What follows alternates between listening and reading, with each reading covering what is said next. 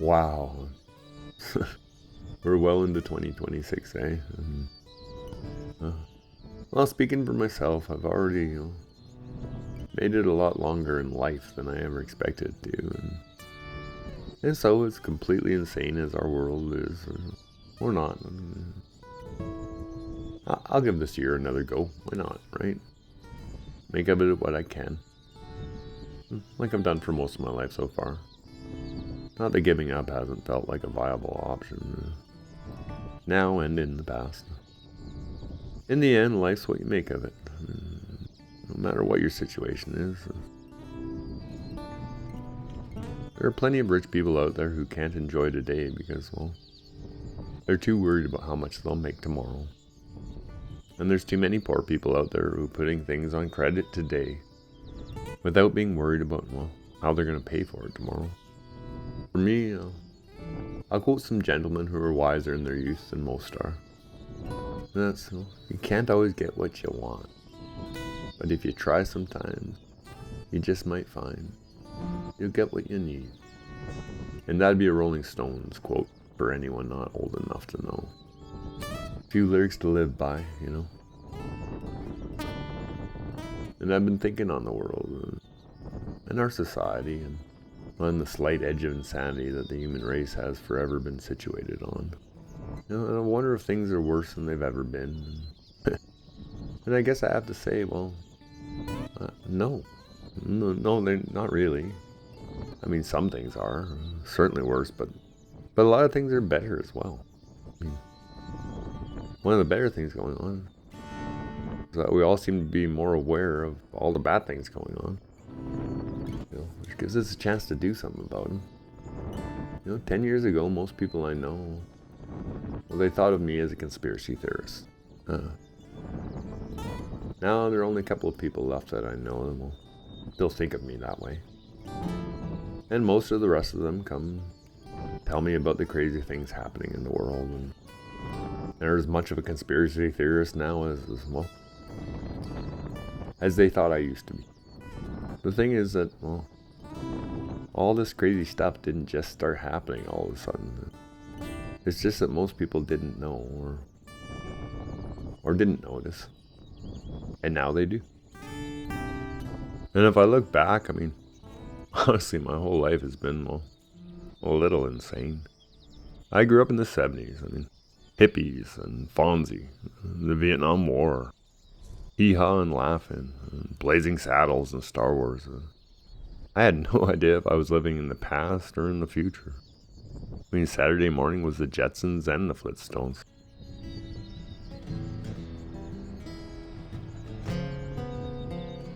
Today we have social media, but in the 70's we had social awkwardness. Imagine being, let's say, 8 to 10 years old. I can't remember exactly how old I was, and I needed school clothes. And then imagine, that one of your parents went shopping without you, went and bought those clothes without you along. And I was a parent on a budget because, of temporary layoffs and a very straight-laced parent with no design sense whatsoever.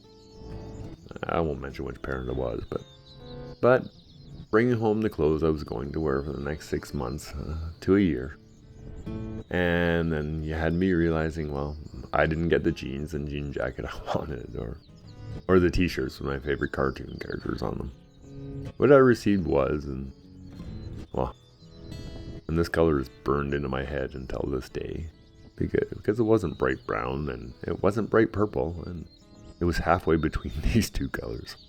The closest definition I can think of for this color, it is raisin.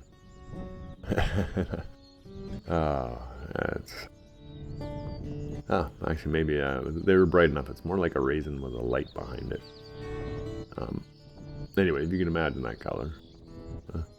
My mom bought 3 pairs of corduroy pants with bell bottoms in bright raisin, along with a half a dozen horizontally striped shirts in obnoxiously bright 70's colors. One was bright browns. That completely clashed with my raisin pants. I have to admit I was not a happy kid, but that's what I wore to school for most of the rest of that year. Oh, and the pants were about 3 inches too long because I grew so fast and my mom purposely bought them too long. So I got to trip on them all the time as well. At least until I got a little taller. And the funny thing is, even though I expected the kids in class to make massive fun of me, I really did look ridiculous. But it was the 70's, so when I went back to school, most of the kids just accepted me looking ridiculous. And, in fact, quite a few of the other kids, that is, they looked almost as bad as I did. And I bet you they felt just as ridiculous as me. And this was just the times that we lived in.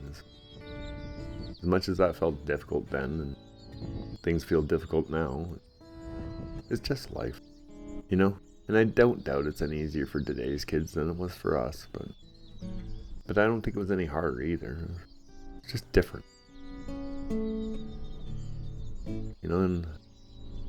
And when I look back at the 1970's with the American president being an actor who starred in movies like Bedtime for Bonzo, amongst others, and a Canadian prime minister at the time being the father of what is now the worst prime minister we have ever had. And honestly wasn't much better from me looking back at that stuff. We had male rock stars wearing women clothes and makeup. And somebody famous was coming out of the closet every few days, it seemed like. Sexuality was becoming more of a mainstream topic, and skirts were getting so short, well, they were called mini. Women were becoming action heroes and voting and getting credit cards, not just being mums anymore. Communists were scary, Russia was scary, and the Cold War was scary, and they all wanted to destroy us somehow. We were actually told to hide under our desks in the event of a nuclear bomb going off, because that would have helped us somehow. And the end of the world clock was, it was constantly getting ever closer to midnight.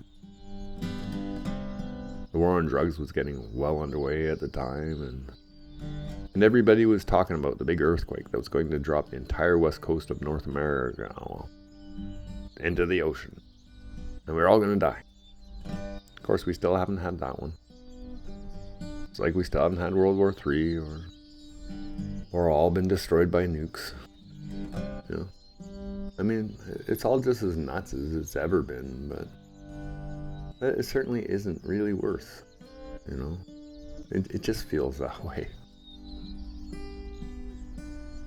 In the 70's, there was an oil embargo, and people had to just line up for blocks to hope that they would get some gas in their tank, and that there'd be some left when it was finally their turn. We were told that there wasn't enough oil in the ground and that we were going to run out soon. 70's, 45 years ago.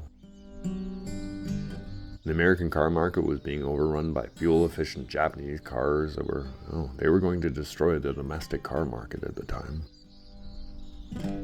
In the 70's, conspiracy theories were becoming a serious thing, but the media quickly spun those from the government doing wrong into, anyone that believes the government is doing wrong is a conspiracy theorist. And they only wear tinfoil hats and believe in aliens and Bigfoot, which of course were also massively huge in the 70's.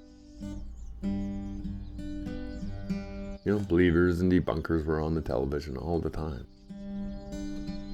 And they put getting abducted and probed by aliens out there as a fear. But then laughed at you if you believed in it.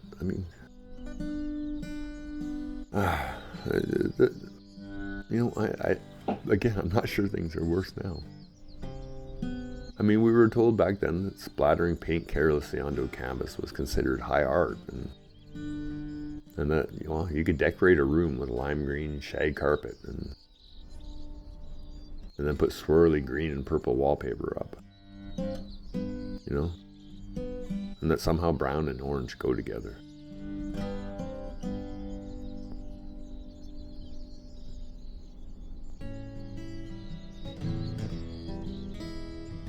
And we had Wonder Bras and Wonder Bread and Wonder Woman and the Wonder Twins.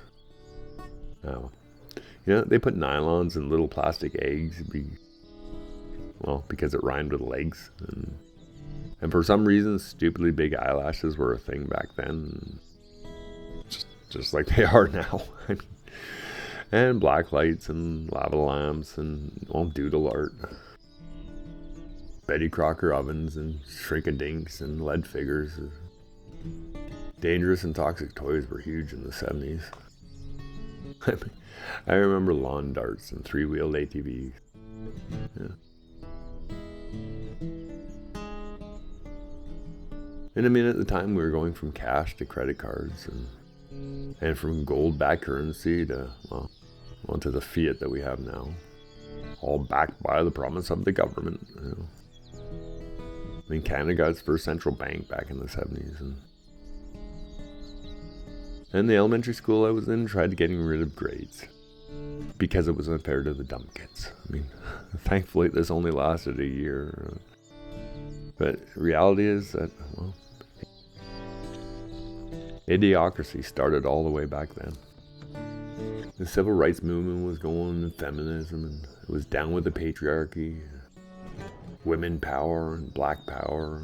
You know, you had MLK on one side and the Black Panthers on the other. I mean, honestly, I barely made a dent in how crazy the 70s actually were. You know, how unstable society felt. World War III was going to happen any day. You know, the young were pitted against the old, and the rich against the poor, and just like now, left versus right, and male against female. Hippies were fighting the establishment, and the rich were being celebrated by the media. Men were supposed to take a step back and let women have a turn. You know, it wasn't rock and roll anymore. It was punk or heavy metal or modern or pop. I mean, somehow you were either for the Vietnam War or you were a peacenik hippie, and they told you to pick a side. And if you didn't hate Russia and support the Cold War, well then you were a commie. Again, this was the 70s, guys. See any resemblance to now?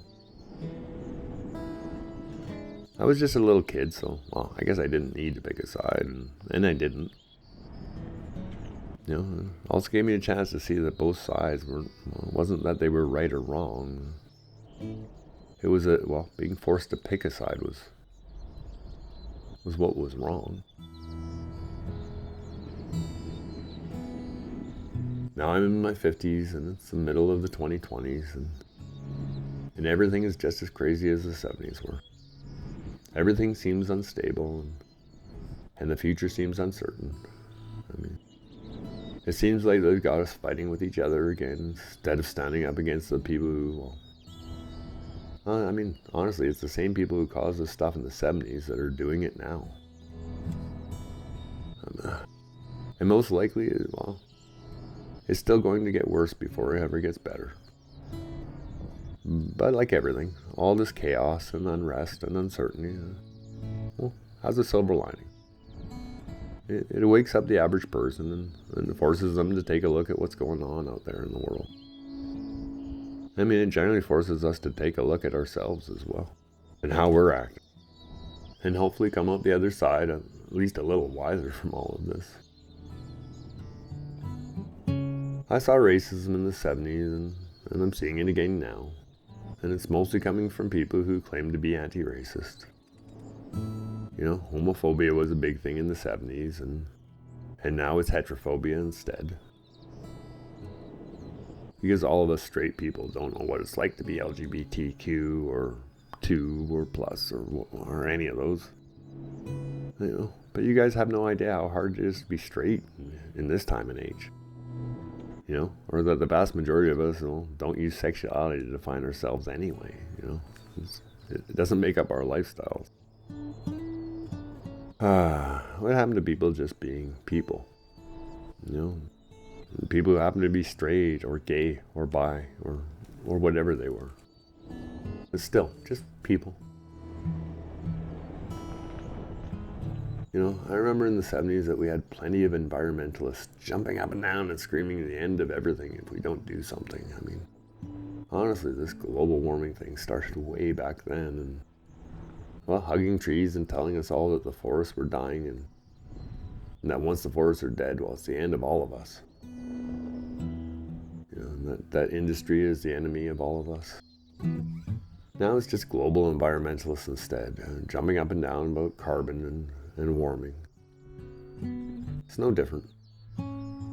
Although I don't seem to care much about our forests anymore, which I guess is a shame, as our Canadian forests they were doing a lot better in the 70s than they are today. Mostly because of the pine beetle. But that's followed closely by government mismanagement. Mismanagement on both the industrial and the environmental side.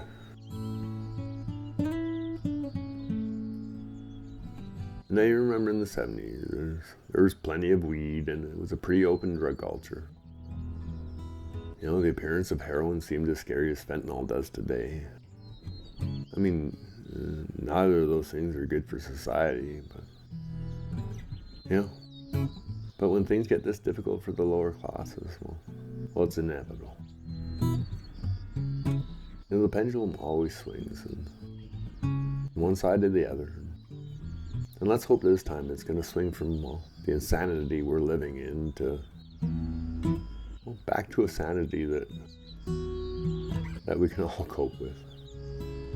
And let's hope that we end up clearer than we've ever been, because this cycle is it's not a fun one to live through. But just like the 70s, it's going to end, and things will come back around. I mean, in the end, the future is always going to be hopeful because you don't know what tomorrow's going to bring.